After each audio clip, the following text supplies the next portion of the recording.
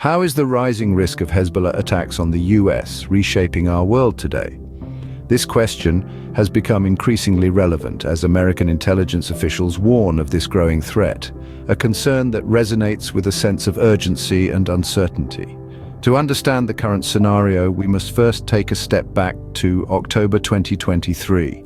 Retired General Barry McCaffrey stated that the US would likely intervene with air and naval strikes if Israel's existence was threatened, especially if its neighbors became heavily involved.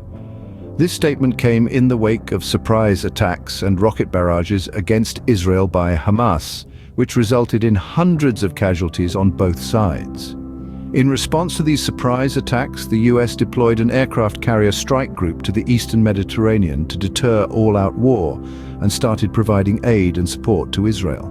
The US redirected fighter jets and aircraft carriers, including the USS Gerald R. Ford, towards Israel and deployed F-35 fighter jets to deter Iran, which supports Hamas and Hezbollah. Fast forward to January 9, 2024, when Hezbollah fighters attended the funeral of their commander Wissam al-Tawil in South Lebanon. This event was a stark reminder of the rising risk Lebanese Hezbollah militants pose to Americans in the Middle East and even potentially inside the United States. The Iran-backed militant group is likely to target US personnel in the Middle East first, according to US officials.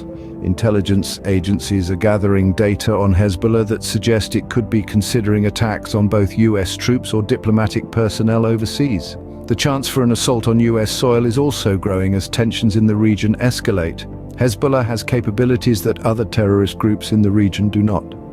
Unlike individuals inspired by the Islamic State or Al-Qaeda who have carried out lone wolf attacks, Hezbollah has an expansive international network that would allow the group to use its operatives to carry out an attack in the United States. Such an attack, whether domestically or on troops or diplomats overseas, would deal a significant blow to the Biden administration, which has worked to prevent the Israel-Hamas conflict from broadening into a wider regional war and to keep American forces out of the fray.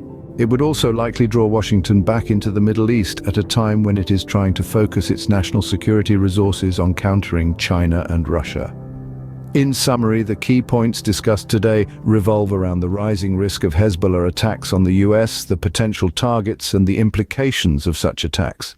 The situation remains fluid, with the risk of Hezbollah attacks escalating as tensions in the Middle East continue to rise. It's clear that this issue requires vigilant attention and strategic action, as it has the potential to radically reshape the geopolitical landscape. For all people who live in the United States, what could you do if attacks arrived here on our soil?